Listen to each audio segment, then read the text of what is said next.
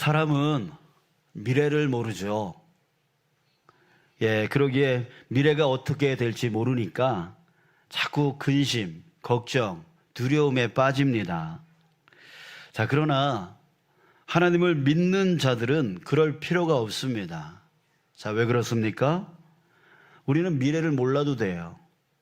두려워했던 일이 진짜 이루어졌더라도 두려워할 이유가 없는 거예요. 괜찮습니다. 상관없습니다. 왜냐하면 우리에겐 나를 지극히 사랑하시고 또 나를 이끌어 주시는 하나님이 계시기 때문입니다. 우리는 우리 하나님을 믿기만 하면 되는 것이죠. 바라기는 오늘 말씀을 통해서 우리의 인생을 책임지시는 그 하나님을 깨닫는 저와 여러분들 되시길 주님의 이름으로 축복합니다. 깜깜한 밤이었어요. 잠자리에 누워있던 아브라함이 불면증에 시달립니다. 도대체 잠을 잘 수가 없어요. 자, 왜 그랬냐면 근심이 있었기 때문이었습니다. 그 근심이 뭐냐면 자식이 없는 거예요. 자식이 없다는 것은 상속받을 자가 없는 것이죠. 자기 대가 끊어져 버리는 거예요. 이것 때문에 근심이 이만저만이 아닌 거예요. 밤잠이 이제 설쳐지는 거죠. 이게요, 단순한 근심이 아닙니다. 우리는 없으면 뭐 그만이지 뭐, 우리끼리 잘 살면 되지 뭐, 이렇게 생각할 수 있는 그런 생각을 할 수 있겠지만 이 고대 세계에서는요, 그게 절대 그러면 안 되는 거예요. 이 자손이 없다. 이것은 저주받은 인생, 저주받은 인생으로 여겨졌던 시대였어요. 그러니까 아무리 부자로 살아도, 아무리 떵떵거리며 살아도 자식이 없다는 것은 그는 신에게 저주받은 사람이다. 이렇게 낙인이 찍힐 수밖에 없는 그런 시대에 살고 있었어요. 자, 그런데 아무리 봐도 옆을 보고 앞을 보고 위를 보고 아래를 봐도 자식이 생길 방법이 없는 거예요. 자기 아내는 늙어지도록 아이를 갖지 못했고요.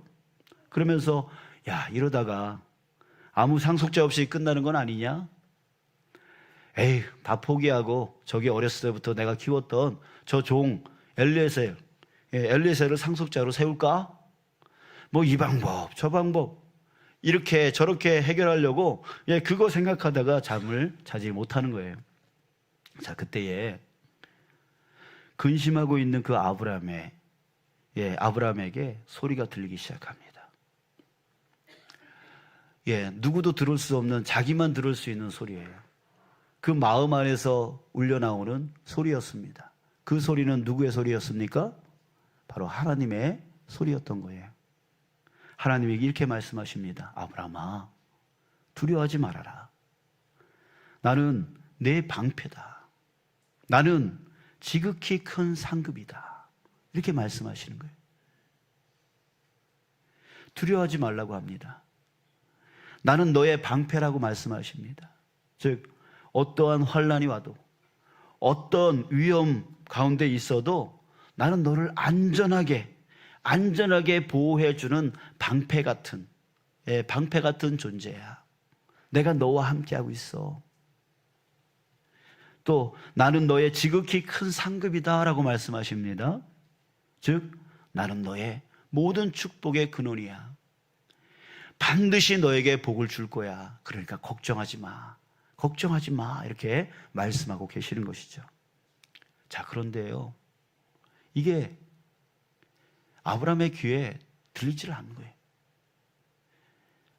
거예요. 이 마음에서 나오는 소리를 분명 듣고 있음에도 불구하고 그 하나님의 그 말씀이 마음 안으로 들어가지를 않는 거예요.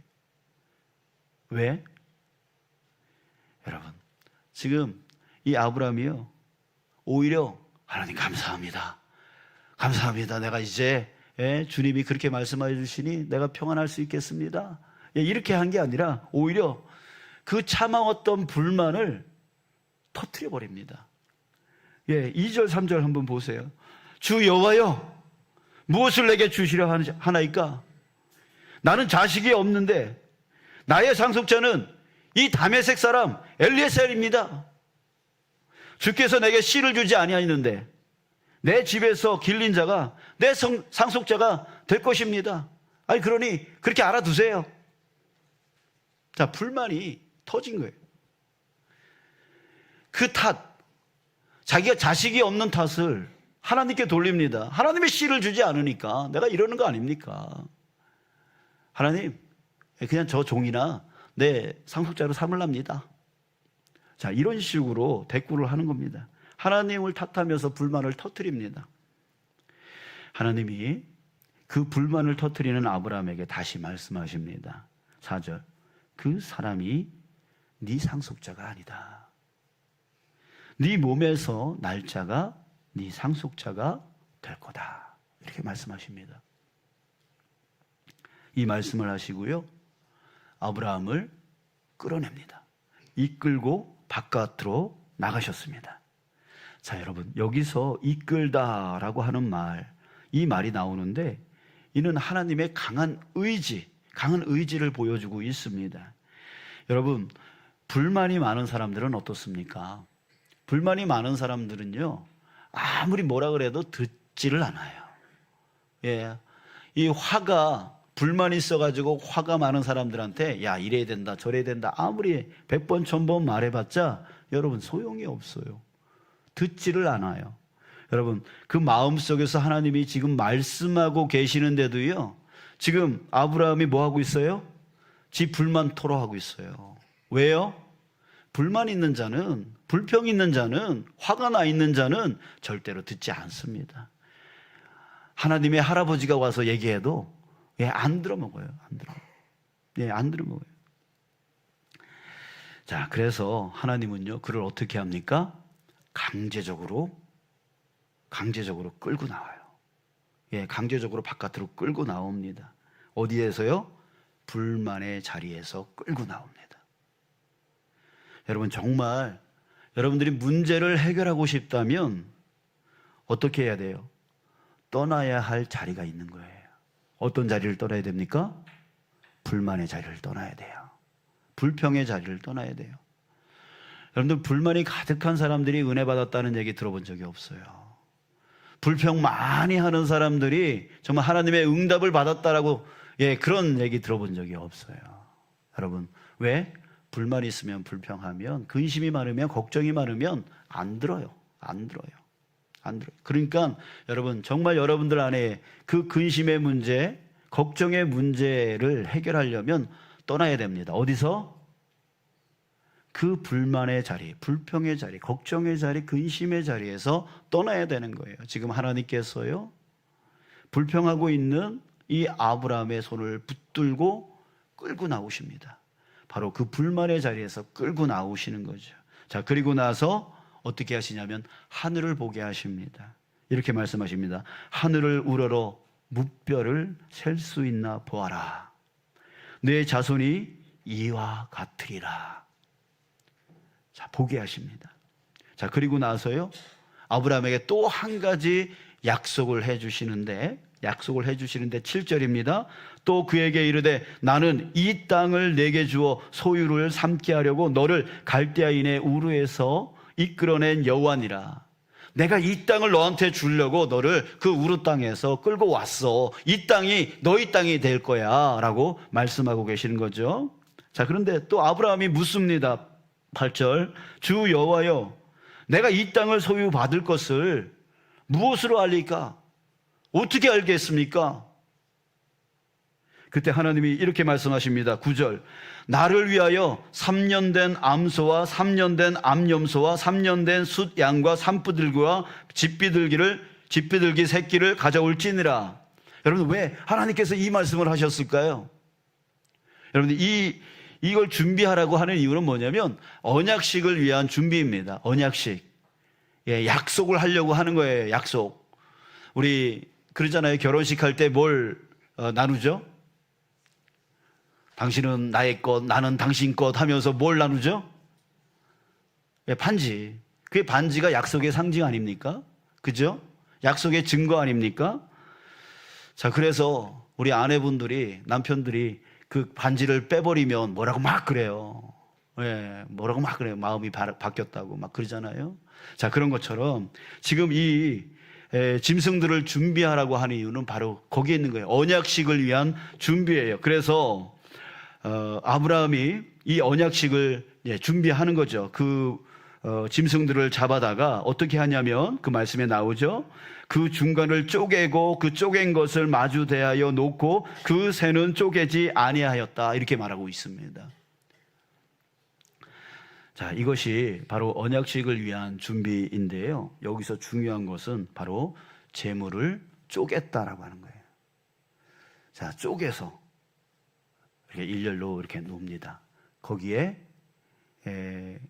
둘이 약속을 하는 두 사람이 그 사이를 걸어갑니다. 이게 바로 언약식이에요. 자, 왜 이렇게 할까요? 만약에 말이야, 약속 지키지 아니하면 어떻게 된다? 이렇게 된다. 이게 바로 언약식이에요. 지금 하나님과 아브라함이 그 언약을 맺고 있는 거예요. 그런데 여러분 생각해 보세요. 아브라함이 약속했나요? 아브라함이 약속한 건 없어요. 누가 약속했어요? 하나님만 약속했어요. 그렇다면 약속한 그 하나님이 만약에 그 약속을 지키지 아니하면 어떻게 된다? 이렇게 된다. 여러분, 이거는 어떻게 보면 불공정 언약입니다. 한 사람은 지킬 필요가 없이 한 사람만, 한쪽만 지켜야 되는, 지키지 아니하면 죽임을 당하는 그런 언약식이었던 거예요. 하나님이 왜 이렇게 하셨을까요? 아브라함에게 확증해 주시기 위해서였던 거죠. 내가 만약에 이 약속을 지키지 않는다면 내가 이렇게 될 거야. 그러니 나는 반드시 너에게 이 두 가지 약속을 반드시 지킬 거야 라고 하는 그 확증을 아브라함에게 보여주셨던 거예요. 여러분, 하나님이 이렇게 할 이유가 무엇입니까? 하나님이 하나님의 말씀을 어기면 하나님이 아니잖아요. 그런데 그럼에도 불구하고 하나님은 좌충수를 두면서 이 언약식을 하고 있어요. 누구 때문에? 바로 아브라함. 아브라함 때문에 이 일까지 하셨던 거예요. 자, 여러분, 하나님은 아브라함에게 정말 확증을 보여주시고 싶었던 거죠. 나는 반드시 너에게 준 이 약속을 반드시 이룰 거야 라고 하는 것을 아브라함을 위해서, 순전히 아브라함만 위해서 그 언약을 해 주신 겁니다. 자, 그런데 여러분, 하나님의 이 약속은 너무나 위대한 약속입니다. 위대한 약속이에요. 그리고 그 약속을 확증까지 해 주시는 그 약속입니다. 그런데 지금 아브라함은 어떤 모습 가운데 있습니까? 너무나 초라한 가운데 있어요. 그의 모습은 초라하기 짝이 없습니다. 지금 그는 자신이 살던 고향을 떠나와서 땅 한 평도 갖지 못하는, 땅 한 평도 소유하지 못한 그냥 나그네일 뿐이에요. 이방인일 뿐이에요. 또 거기다가 별처럼 많은 자손은커녕 지금 자식 한 사람도 없어요. 만약 남들에게요, 다른 사람들에게 야, 하나님이 나한테 이런 약속을 해주셨어 라고 하면 무슨 소리 들을까요? 야, 저 사람 근심하더니만 이제 미쳤네. 미쳤다는 소리 들을 거예요. 지금 처지를 보면 땅 한 평도 갖지도 못한 놈이 자식이 무별과 같이 그렇게 많아질 거라고? 지금 자식 한 사람도 없으면서, 자식도 못 나면서 지금 말로는 하나님이 그렇게 약속하셨어. 나에게 땅을 주신대. 나에게 자손을 저 별과 같이 주신대. 이런 말을 했다가는 어휴, 저런 미친놈. 미쳤구만. 이런 소리 들을 게 뻔한 거예요. 지금 현실과 하나님의 약속이 너무너무 차이가 나고 있습니다. 그런데요, 그럼에도 불구하고 하나님의 그 위대한 약속과 자신의 초라한 현실 사이에 그 커다란 간격을 메워주는 것이 있습니다. 여러분들은 아브라함의 결말을 아시죠? 어떻게 됐어요? 하나님의 약속이 그에게 안 이루어졌나요? 이루어졌나요? 이루어졌잖아요. 이렇게 아브라함의 현실은 너무나 초라한 모습이었는데, 땅 한 평도 없고 자식 하나도 없는 그런 자였는데, 하나님의 그 약속은 너무나 위대해, 너무나 커요. 이 현실과 하나님의 약속은 너무나 간격이 너무나 벌어져 있어요. 근데 이것을 연결시켜주는 것이 있다고요. 이것을 메꿔주는 것이 있다고요. 이것을 이루어주는 것이 있다고요. 그게 뭐예요? 그게 뭐냐면 바로 믿음입니다. 믿음입니다. 그 믿음이 아무리 큰 약속일지라도 그것을 현실로 끌어올 수 있게 만들었던 것입니다. 우리 6절을 보겠습니다. 뭐라 합니까? 저를 따라해 보십시오. 아브라함이 여호와를 믿으니. 네, 이거예요. 아브라함이 여호와를 믿으니. 믿었대요. 예, 주변의 사람들이 하나님의 약속, 야, 그건 안 이루어져. 네 현실을 봐. 네 처지를 봐. 아무리 그러더라도 아브라함은 어떻게 했다고요? 아브라함은 자기 처지가 그럴지라도 하나님이 그렇게 해 주실 것에 대한 그 약속을 뭐 했다고요? 믿었다고요. 믿음이 바로 현실과 하나님의 약속을 이어주는, 그 믿음이 그 하나님의 약속을 끌어들여서 내 삶으로 이끌어 나가게 만들었다는 거예요. 여러분, 5절을 다시 한번 보겠습니다. 그를 이끌고 밖으로 나가 이르시되 하늘을 우러러 무뼈를 셀 수 있나 보라. 자, 이렇게 말씀하셨습니다. 하나님이 뭐 하셨습니까? 뭐 하셨어요? 지금 아브라함은 그 천막 안에서 뭘 보고 있었어요? 근심 보고 있었어요. 자신의 문제 보고 있었어요. 자신의 초라함 보고 있었어요. 그러니까 마음에 근심이 생기고 걱정이 생기고 염려가 생기고 불만이 생기고 불평이 생기는 거예요. 그러면서 누굴 탓해요? 하나님을 탓해요. 나를 저 갈대우로 떵떵거리며 살던 그 땅에서 나를 끄집어내가지고 나를 초라하게 만들었던 그 하나님을 탓하면서 하나님 주신 게 뭡니까? 이러면서 자꾸만 자기 처지만 보고 있으니까 불만, 불평, 근심, 걱정, 그것이 떠나가지 않았어요. 그는 그걸 보고 있었어요. 그 천막 안에서. 그런데 하나님이 어떻게 했다고요? 그를 강권적으로 끌어냈어요. 끌어내서 뭘 보게 하셨어요? 하늘을 보게 하셨어요. 하늘의 별을 보게 하셨어요. 여러분, 하나님이 지금 뭐 하셨냐면 눈을 돌려주신 거예요. 눈을 돌려주신 거예요. 내 근심거리들, 내 걱정거리들, 내 염려거리들을 보던 그 눈을 하늘을 보게 하신 거예요. 바로 하나님을 보게 했다는 얘기예요. 여러분, 우리의 역사의 시작은 어디서부터 시작되어집니까? 바로 우리의 눈이 바뀌는 것부터 시작되어지는 거예요. 내 근심, 내 처지를 보던 그 눈이 하나님을 보는 눈으로 바뀔 때에 그때서부터 우리에게 놀라운 역사가 일어나기 시작하는 것이죠. 사랑하는 여러분, 연약한 자기 자신을 보지 마시고 위대한 하나님, 나를 지극히 사랑하시는 그 하나님을 보시기 바랍니다. 하나님이 아브라함에게 언약식을 통해서 확증해 주셨듯이 여러분, 우리에게도 확증해 주신 거 알아요? 하나님께서요, 우리에게도 확증해 주셨어요. 그 확증된 사건이 뭘까요? 그 언약식이 뭘까요? 바로 예수 그리스도의 십자가입니다. 예수 그리스도의 십자가가 바로 우리에게 하나님이 사랑을 확증해 주신 사건입니다. 사도 바울이 로마서 5장 8절에서 이렇게 말합니다. 우리가 아직 죄인 되었을 때에 그리스도께서 우리를 위하여 죽으심으로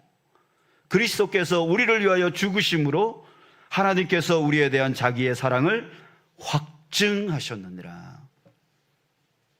하나님이 우리를 얼마나 사랑하시는지 그거를 확증해 주셨대요. 뭘로? 예수님의 그 십자가로 확증해 주셨다는 거예요. 여러분, 세상에서 가장 큰 사랑이 뭐예요? 여러분, 내가 희생하는 것은 오히려 쉽습니다. 내 자식을 나를 대신해서 희생시키는 게 그게 더 어려운 거잖아요. 오히려 내가 희생하는 게 낫지. 내 자식을 희생 제물로 바치는 게 낫습니까? 그러니까 하나님이 우리에게 확증해 주신 그 사랑은 세상의 그 어떤 사랑과 비교할 수 없는 정말 큰 사랑이라는 거예요. 가장 큰 사랑이라는 거예요. 여러분, 그 가장 큰 사랑을 하나님이 나에게 확증해 주셨습니다. 내가 이전에도 너를 이렇게 사랑했고 지금도 이렇게 사랑하고 있고 앞으로도 영원히 이렇게 사랑할 거야. 그걸 우리에게 십자가 사랑으로 확증해 주셨던 거예요. 여러분, 그러니 여러분들 곁에 누가 계십니까? 그렇게 사랑하시는 하나님이 함께 계시는 거예요. 지난번에 제가 이런 예화를 들은 적이 있죠. 큰 개가 있는데 그 앞에 조그만 개가 막 이 큰 개를 막 공격하려고 막 그러고 막 왈왈거리면서 막 그래요. 왜 이렇게 이 조그만 개가 어떻게 큰 개 앞에서 그렇게 합니까? 누가 있어요? 예, 주인이 곁에 있으니까. 예. 이 조그만 개가 갑자기 힘이 생기는 게 아니에요. 갑자기 이 큰 개를 이길 수 있는 능력이 생기는 것도 아니에요. 근데 거기다 대고 그냥 큰 개 앞에서 막 짖고 난리예요. 왜? 주인이 있으니까. 주인 믿고, 주인이 도와줄 줄 믿고, 주인을 신뢰하니까 그 강아지가 그렇게 하는 거죠. 근데 그 주인이 잠깐 딱 숨었습니다. 어떻게 할까요? 조용하겠죠. 지 꼬리 내리고 가만히 있겠죠. 예, 큰 개가 그냥 한번 하면은 도망가겠죠. 여러분, 우리에게 누가 계시다고요? 예, 하나님이 계시다. 전지하시고 전능하신, 그리고 그 아들을 아끼지 아니할 정도로 그 아들을 나를 대신하여 십자가에 못 박혀 죽게 하여 주신, 그래서 나를 구원해 주신 그 사랑, 그 큰 사랑의 하나님이 바로 나와 함께 계시다고요. 그러니까 내 문제를 보지 말고 나를 지극히 사랑하시고 지극히 능력 있으신 그 하나님을 보라는 거죠. 예. 이 조그만 강아지가 주인이 보여줬을 때는 큰 소리 치다가 주인이 안 보이니까 꼬리 내렸듯이 우리도 그 하나님이 안 보이니까 자꾸만 꼬리 내리는 삶을 사는 거예요. 걱정하는 삶을 사는 거예요. 근심하는 삶을 사는 거예요. 자꾸만 자신의 처지만 보면서 사는 거예요. 여러분, 우리는 그럴 필요가 없는 사람이에요. 바로 우리를 위하여 지극히 사랑하시고 지극히 능력 있으신 그 하나님이 나와 함께 하신다라고 했어요. 세상 끝날까지 함께 한다라고 그랬어요. 그 하나님을 바라보면 여러분, 우리는 어떤 일도 감당하여 승리하여 나갈 수 있는 자 되실 줄 믿습니다. 우리 그리스도인은 어떤 사람들입니까?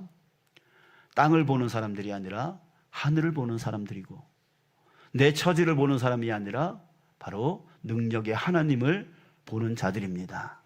여러분, 오늘부터 다시 한번 우리의 눈을 들어 하나님을 보시는 저와 여러분들 되시길 축복합니다. 그래서 모든 일에 당당하게, 모든 일에 정말 승리되어질 것을, 주님이 도와주실 것을 신뢰하면서 승리해 나가는 저와 여러분 되시길 주님의 이름으로 축복합니다. 그리고 우리 올 초에 주셨던 말씀이 있잖아요. 그 말씀이 바로 아브라함에게 하나님께서 약속해 주신 그 약속의 말씀과 같이 올 초에 우리에게 특별히 우리 개인에게 주신 그 하나님의 말씀, 그 말씀에 여러분 집중하시길 바랍니다. 예, 이 외에 많은 말씀을 해 주시지만 그 중에서 대표적으로 그 말씀에 여러분들이 집중하세요. 저는 여러분들 가정에 가서 그 말씀을 잘 따라가라고 선포하지, 그 말씀이 이런 내용이다 이렇게 선포하지 않았습니다. 왜요? 전 몰라요. 하나님이 왜 그 말씀을 여러분들 가정에 주셨는지 저는 몰라요. 그러나 하나님은 아시기 때문에, 하나님이 여러분들의 가정의 형편과 상황과 그 모든 것들을 알고 계시기에 여러분들에게 그 말씀을 주신 거예요. 그러니까 여러분들 그 말씀을 항상 기억하면서 왜 이 말씀을 나에게 주셨을까라고 하면서 그 말씀을 붙들고 하나님 바라보시라고요. 그러면 하나님께서 우리로 깨닫게 해주시는 날이 옵니다. 아, 이래서 이 말씀을 주셨구나. 이래서 이 말씀을 주셨구나. 저에게도 주신 말씀이 있습니다. 요새 그 말씀을 계속 묵상하시면서 아, 이것 때문에 주님께서 이 말씀을 주셨나 정도 제가 깨닫고 있습니다. 그러나 시간이 더 지나가면 확실히 알겠죠. 아, 이렇게 해서 하나님이 이 말씀 나에게 올해 주셨구나, 이렇게 깨닫게 되어지겠죠. 하나님이 우리에게 약속을 주시는 거예요. 은혜의 약속을 주시는 거예요. 여러분, 올 한 해 정말 내 처지 보지 마시고 우리 능력의 하나님, 사랑의 하나님 바라보시면서 매 순간순간마다 승리하는 여러분 되시길 축복합니다.